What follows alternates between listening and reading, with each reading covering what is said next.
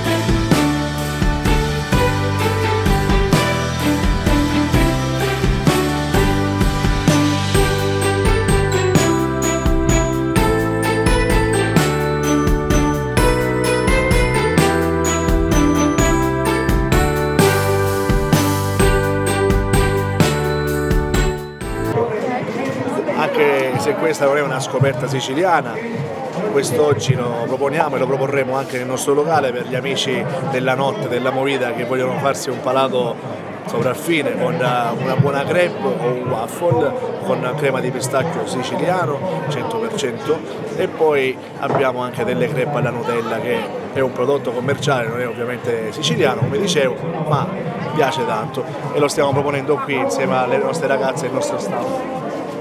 Santa Lucia fino a quando? Tutti i Santa giorni? Lucia del Mela saremo in giorni saltuari, sicuramente siamo qui tutti i weekend, e tutte le volte che sarà organizzato il programma qualche evento, perché qui in piazza non mancheranno gli eventi, ci sarà il mapping spesso del castello, verrà anche l'illuminazione dell'albero, le illuminazioni qui in piazza Mini d'Ignoto, quindi vi invito a venire, che è una bella manifestazione davvero e di anno in anno cresce.